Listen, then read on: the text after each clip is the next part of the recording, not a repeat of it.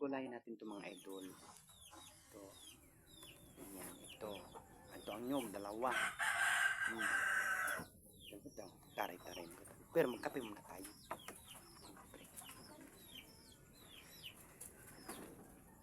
Ay, bastos na po sa ito. Kapihin kita eh. Ay. Shout out sa lahat. Shout out sa lahat. Ang baboy nila dito lang hingi na ng bahog. Siyempre ganito talaga dito sa bundok, kailangan walang problema sa ulam kasi kukuha ka lang dyan sa puno-puno, pwede na, di ba? Walang problema. Saka dito mga idol, nakatulog ako talaga, promise. Alas 12 ata, tapos natulog ako, alas 4 ako nagising, bongga. Oo. Kumain lang ng ganito, kumain lang ng ganito, nakatulog na. Di ba? Hindi baga nakauwi. O di ba mga idol? Si bukas na lang uwi namin. Di ba? Bernes. Di ba? Biyernes. Kasi ngayon Huwebes. Pa. Inutusan kami ng magulay. Siyempre, gugulay tayo siyempre. Ganun talaga ito, mamata ko pula pa kasi nga nakatulog nga. Kala mo yan. Kung nasa tayo, trabaho sa YT, mag-rest naman tayo ng paunti-unti. Diba? Super doper. Diba? Pula ang mata. Para tayong bagong gising lang yan mga idol. Kaya nga nagkape. Diba? Shout out sa lahat ay diba? Ituloy kami makauwi kasi natusan kami magulay. Hindi kami uwi. So, abangan nyo lang ang aking upload. Abangan nyo lang aking upload. Sana all mapanood nyo ito. Pag hindi nyo pinanood to at i-skip nyo, wag, bawal.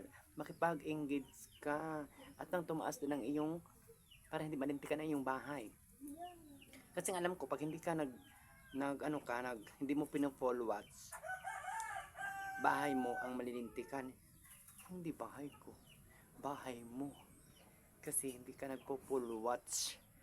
Hindi pa. Ganun yan. Ay ako, full watching ako. Umatin ka lang sa live ko. Pwes, may engage ka sa akin. Swerte nyo kapag long video ang inyong papasok ka sa live ko at long video kayo, adi bongga. Pero pag mga short video kayo, adi salamat. Mas bongga. Diba? Kape na kayo, oy. Alas 4 na ba yan? Alas 5 na. Sa hapon, oy. Alas 5 na, oh. Alas 5 na sa hapon. Kasi pumunta kami dito mga alas 9. Alas 9, umahon kami sa bundok. Tapos napadaan kami doon sa Santol, bongga. Daming bunga. Akong na-stress ako sa bunga. Diyos ko, sa Santol. Dami. Nalalaglag ng kusa. Diba?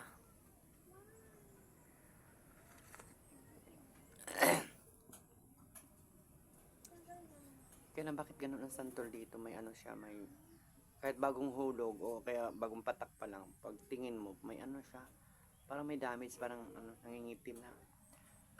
Kaya kailangan yung walang itim mo. Siyempre.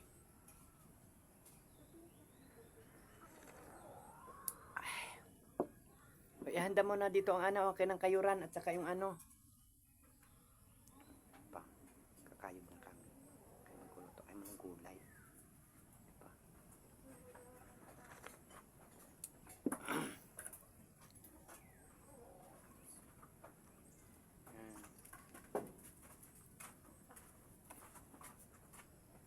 Yan, saka yung lagayan.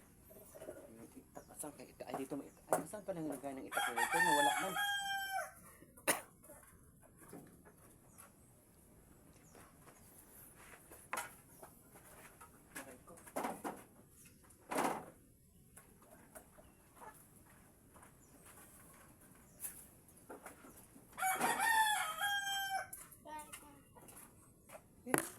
Hindi naman yan. Yung puti. Hindi ito man, ito palitan mo. Tapos yung Ano eh?